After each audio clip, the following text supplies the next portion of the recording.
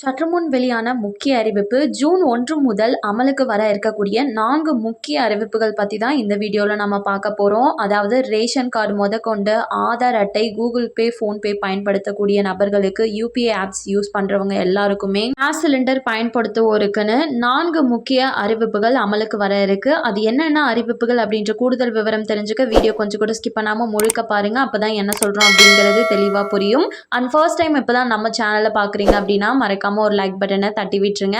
Already பார்த்துட்டு இருக்க வியூவர்ஸா இருந்தீங்கன்னா கமெண்ட் பாக்ஸ்ல ஹாய்ன்னு சொல்லிட்டு போங்க.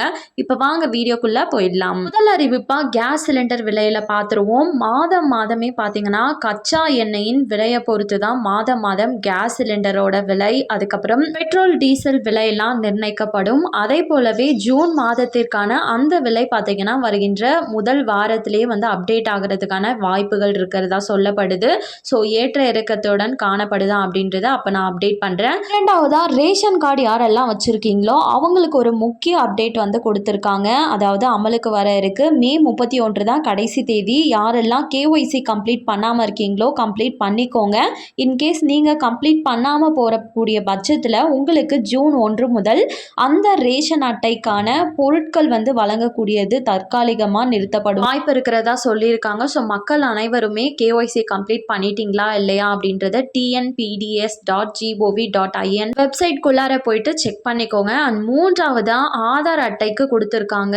அதாவது ஆதார் அட்டையில் நீங்கள் எந்த ஒரு திருத்தங்கள் மேற்கொள்ளணுமோ, பெயர் மாற்றம், முகவரி மாற்றம், மொபைல் நம்பர் சேஞ்ச் பண்ணுறது, ஸோ இந்த மாதிரி எந்த ஒரு திருத்தத்தை மேற்கொள்ளணும் அப்படின்னாலும் ஆன்லைனில் அதற்கு ஜூன் 18ஆம் தேதி வரையும் தான் இலவசமாக கால அவகாசம் வழங்கப்படும்.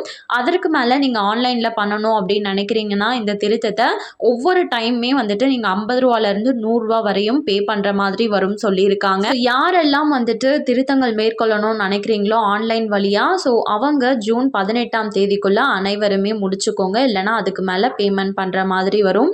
நான்காவது அப்டேட்டாக யாரெல்லாம் யூபிஐ ஆப்ஸ் பயன்படுத்தி டிரான்சாக்ஷன் பண்ணிட்டுருக்கீங்களோ, யூபிஐ ஆப்பை நீங்கள் ஃபோன்பே, கூகுள் பே, இந்த மாதிரி பேடிஎம் எந்த ஆப் யூஸ் பண்ணாலுமே இதற்கு முன்னாடி உங்களோட கான்டாக்ட் நம்பர் சேவ் பண்ணியிருக்கீங்க அப்படின்னா, ஃபார் எக்ஸாம்பிளுக்கு ஏன்னு நீங்கள் சேவ் பண்ணியிருக்கீங்க, அவங்க பேர் பேங்க்கில் பின்னு இருக்குன்னா நீங்கள் கூகுள் பேயில் போயிட்டு அவங்களுக்கு மணி ட்ரான்ஸ்ஃபர் பண்ணணும்னு நினைக்கும் போது ஏன்னு சொல்லி தான் இதற்கு முன்னாடி காமிச்சிருக்கோம். ஆனால் ஜூன் 1க்கு மேலே எந்த ஒரு யூபிஐ ஆப் எடுத்தாலுமே பேங்க் நேம் என்ன கொடுத்துருக்காங்களோ அதுதான் டிஸ்பிளே பண்ணணும் அப்படின்னு ஒரு ரூல்ஸை போட்டிருக்காங்க. ஸோ அதை உங்களால் மாற்றவும் முடியாது அப்படின்னு இருக்காங்க. ஸோ இதனால் நிறைய பேருக்கு தப்பான டிரான்சாக்ஷன் நடக்கிறத தவிர்க்க முடியும் அப்படின்றதையும் ஷேர் பண்ணியிருக்காங்க. ஸோ இதற்கு மேலே பேங்க் நேம் தான் உங்களுக்கு டிஸ்பிளே ஆக போகுது. ஸோ இது ஒரு சூப்பரான அப்டேட். இது ஜூன் 1 முதல் எல்லா இடத்துலையுமே அமலுக்கு வர இருக்கு. ஸோ இவை தான் ஜூன் 1 முதல் அமலுக்கு வர இருக்கக்கூடிய மிக மிக முக்கியமான மாற்றங்கள். கண்டிப்பாக இந்த அறிவிப்பு உங்கள் அனைவருக்குமே பயனுள்ளதாக இருந்திருக்கும் அப்படின்னு சொல்லி நம்புகிறேன்.